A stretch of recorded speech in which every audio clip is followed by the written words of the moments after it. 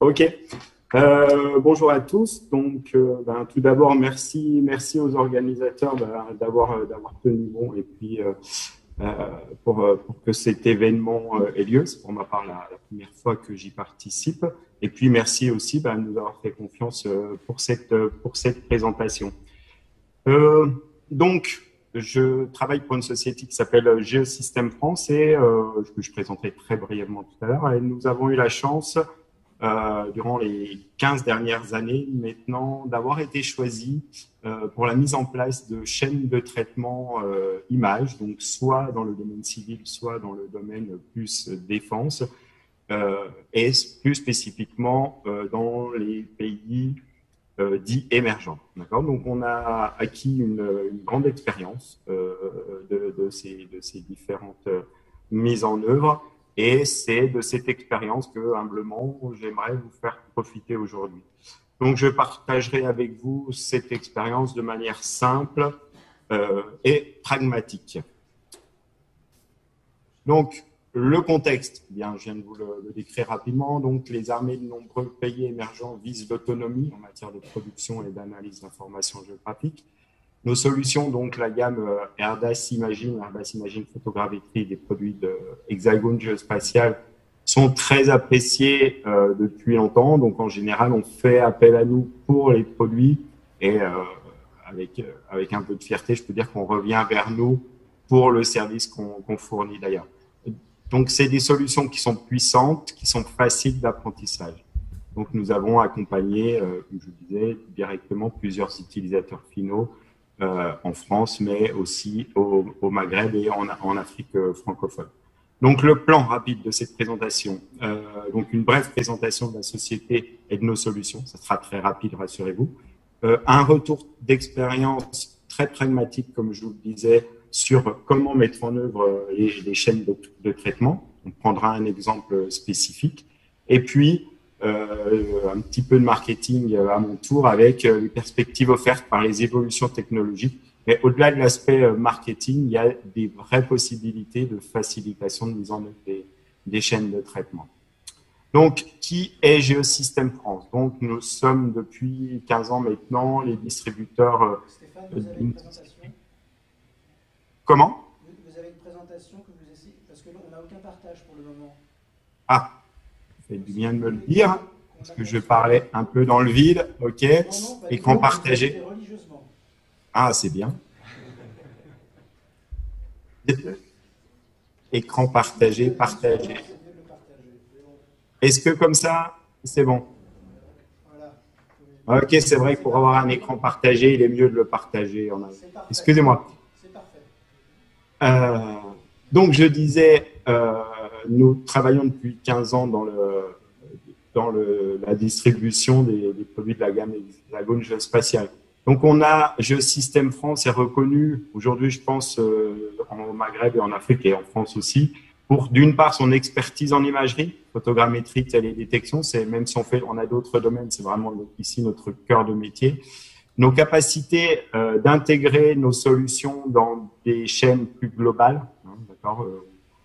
On sait que nos solutions ne font pas forcément toujours tout parfaitement pour tous les clients. Donc, on sait les intégrer quand cela est besoin. Et puis, quelque chose qui est essentiel et très important pour nous, notre expérience de la formation et de l'assistance à projet. Donc, assistance à projet, ça signifie plusieurs choses, mais la mise en œuvre des chaînes de traitement fait partie de cette assistance à projet. Notre gamme de produits, vraiment très rapidement, puisque ce n'est pas l'objectif ici, on a tous les domaines d'intervention de la géomatique, pour faire simple, télédétection, photogrammétrie, la compression de données, le SIG, la cartographie, le catalogage et la diffusion. Donc, on a aussi bien des logiciels de bureau que des produits web. Et puis, depuis quelques années, on commercialise une solution qui s'appelle Map Enterprise. C'est une solution client-serveur qui permet de créer des chaînes de traitement orientées images, mais pas seulement, complètes, personnalisées à partir de l'ensemble des briques de la gamme Hexagone Geospatial. Donc, on a plus de 25 ans d'expérience sur toute une série de logiciels qui sont aujourd'hui accessibles en mode client-serveur et en mode développement, mais développement simplifié via cette solution Map Enterprise. Nos clients, qui sont nos clients? Eh bien, en France, j'ai différencié les clients en France et les clients plus Afrique. Donc, en France, eh bien, on a des intégrateurs, des grands comptes européens dans le domaine des technologies spatiales. On a différentes agences, organismes d'État, structures semi-publiques, des universités, des centres de recherche. Donc, voilà tous les gens qui utilisent peu ou prou le domaine du traitement d'images, photogrammétrie, télédétection. En Afrique, on a beaucoup moins de clients en termes de nom, mais c'est quasiment tout le temps des clients qu'on peut qualifier de prestigieux, puisqu'il s'agit de centres nationaux de cartographie, de centres de cadastre ou de clients défense. Les clients défense qu'on aborde soit directement, soit dans le cadre de relations avec des intégrateurs français. Pour vous donner une idée de nos réalisations, j'ai fait cette petite carte. Donc, j'ai mis une petite icône dans tous les pays dans lesquels Geosystème France avait fait au minimum une intervention en création de chaînes de traitement, donc soit dans les instituts carto, soit au niveau du cadastre, soit pour des projets défense. La majorité de nos interventions se concentrant plus spécifiquement sur les pays du Maghreb, où là, il y a des organismes avec lesquels on travaille de manière régulière depuis une quinzaine d'années. Donc, retour d'expérience ici. L'idée, c'est de se baser sur un projet, mais les expériences que je vais en conclure sont plus larges, hein, pour donner des bonnes pratiques sur ce qu'on a acquis, nous, en mettant en œuvre les différents projets. Donc, le projet en question est un projet qui a été réalisé pour un client défense au Maghreb, armée de l'air. Il s'est déroulé en deux phases. Il y a eu tout d'abord une première phase qui était la mise en place d'un système de production d'informations d'images. Donc là, l'idée, c'était de partir des données brutes et de créer des différents types d'images, donc des orthos, des MNT, des images d'ombrage, toutes les images qui pouvaient ensuite être utilisées par le système. Donc là, on avait comme partenaire un partenaire plus logiciel qui était Lorien, qui avait été choisi pour la cartographie, et puis un partenaire intégrateur qui s'occupait de tout ce qui était IT, intégration, qui est une société portugaise qui s'appelle Edisoft, qui a été rachetée par Thales. On a eu une seconde phase, puisque a priori le client a été satisfait de la première phase, donc il a fait appel à nous aussi pour une seconde phase qui était là, la suite logique, puisque c'était la mise en place d'une chaîne d'interprétation. D'accord. Donc là, on avait dans cette seconde phase, en termes de partenaires, on a travaillé toujours avec Edisoft, mais aussi pour la partie vraiment métier de l'interprétation, on avait comme partenaire DCI dans le cadre du programme. À chaque fois, on avait une quinzaine de postes d'opérateurs, d'accord. Et puis j'ai tenu à mettre ça parce que je pense que c'était quand même important. C'est le nombre de semaines d'accompagnement, formation accompagnement. Donc on a eu 14 semaines pour le premier projet et 18 semaines pour le second. Donc, comme je vous disais, l'idée ici, c'est de manière très pragmatique, très pratique de faire un retour d'expérience. Jean-Baptiste disait tout à l'heure dans sa présentation, l'homme ou l'analyste reste au cœur du système. J'arriverai à peu près à la même conclusion à la fin de cette présentation. Partir de la théorie et connaître son public. Qu'est-ce que ça signifie? Eh bien, pour nous, ça a un triple avantage.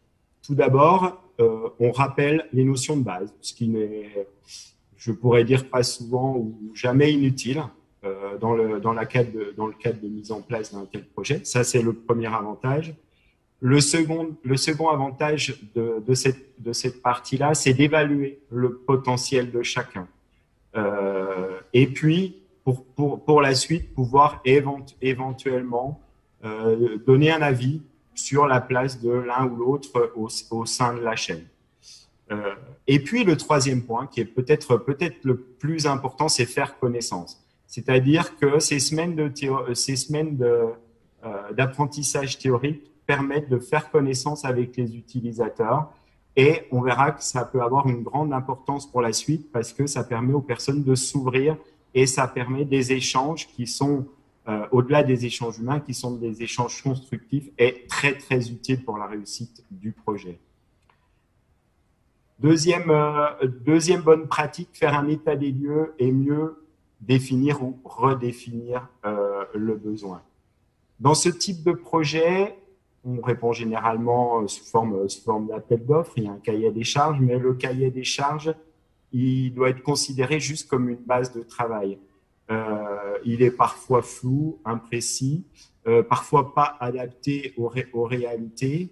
Et donc, il y a tout un travail important de définition des besoins réels et des potentiels réels qu'il faut faire.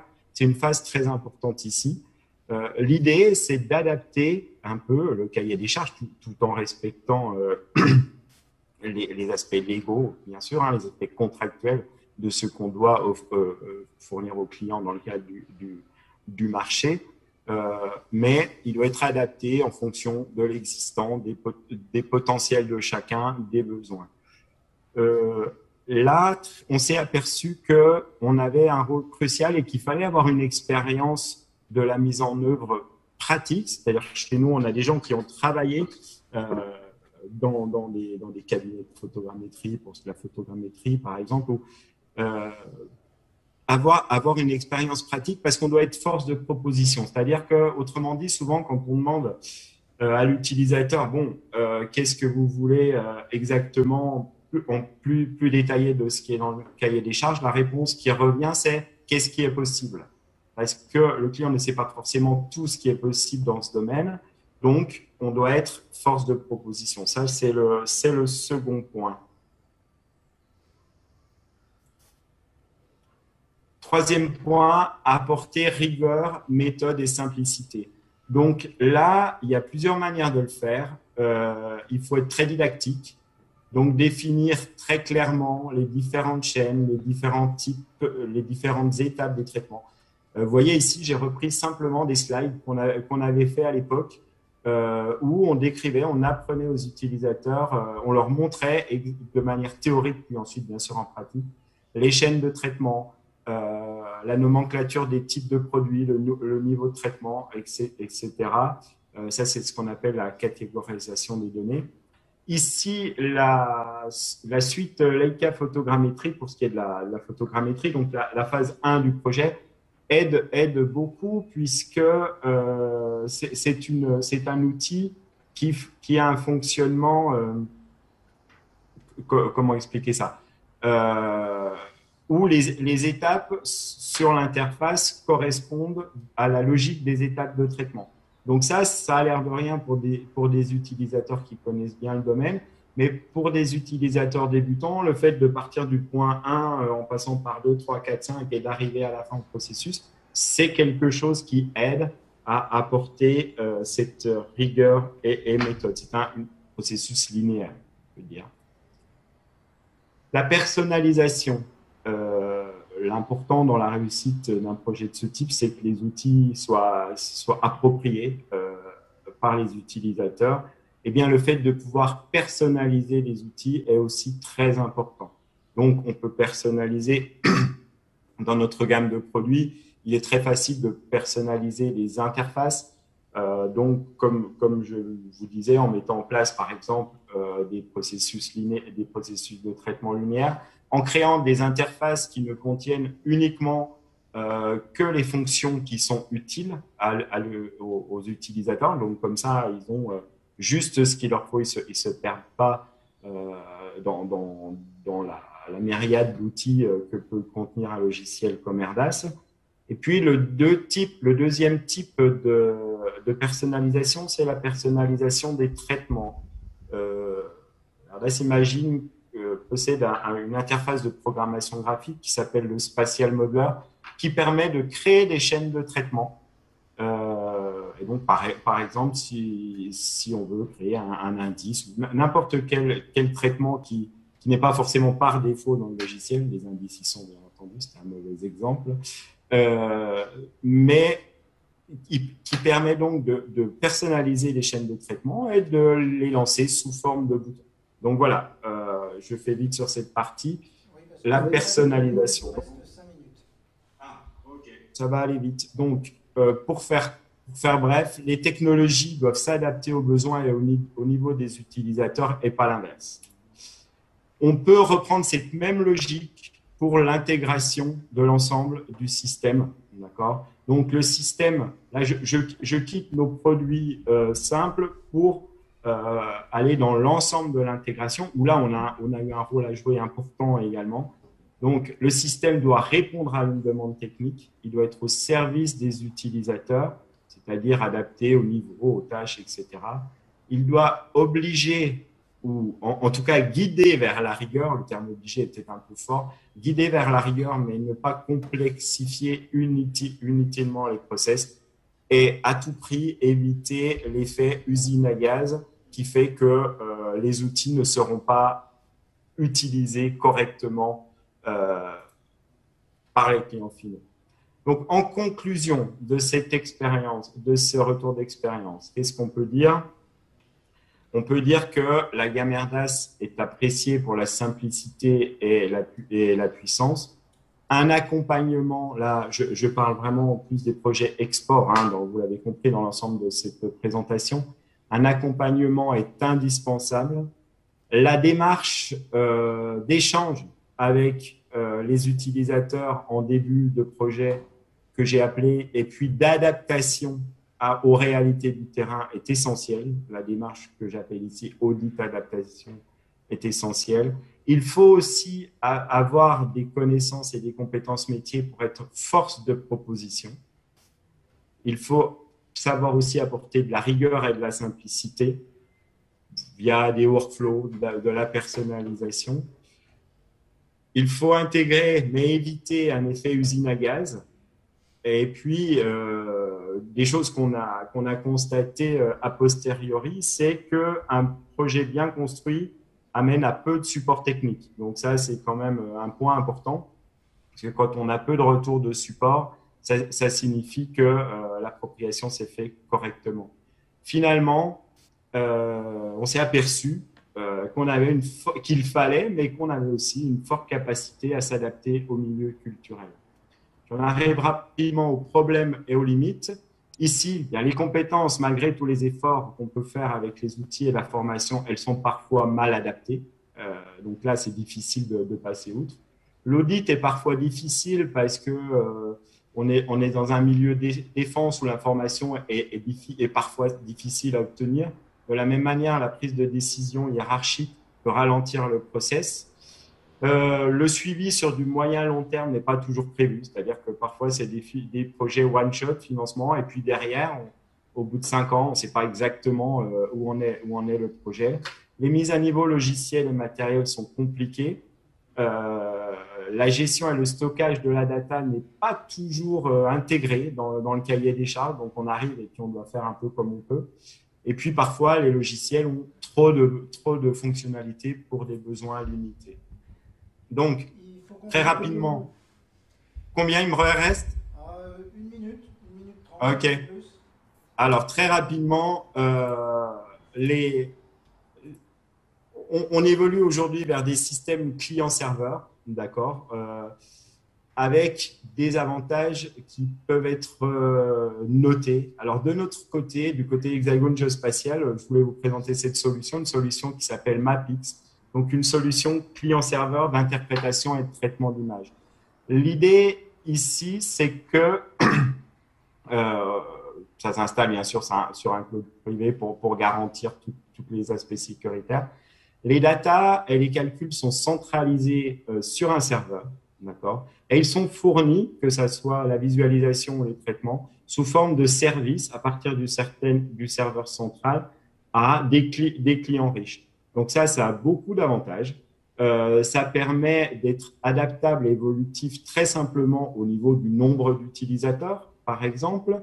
des fonctionnalités. De même, la gestion des versions, quand on veut changer de version, quand on veut évoluer, elle est fortement simplifiée puisqu'il n'y a, à la réaliser uniquement sur le serveur. On a aussi un fort gain de coût en termes de hard, puisque les postes des utilisateurs sont en fait des postes avec un navigateur, donc pas besoin de hard très volumineux, enfin très coûteux. Et puis, un autre intérêt, c'est que les terminaux peuvent être des stations de travail, PC portables. Et ça, qu'est-ce que ça veut dire? Ça veut dire que si on réalise si un des interprètes qui réalise un rapport depuis son poste de travail, aussitôt que ce rapport est réalisé, il peut être visualisé en temps réel sur le terrain par un utilisateur. Voilà.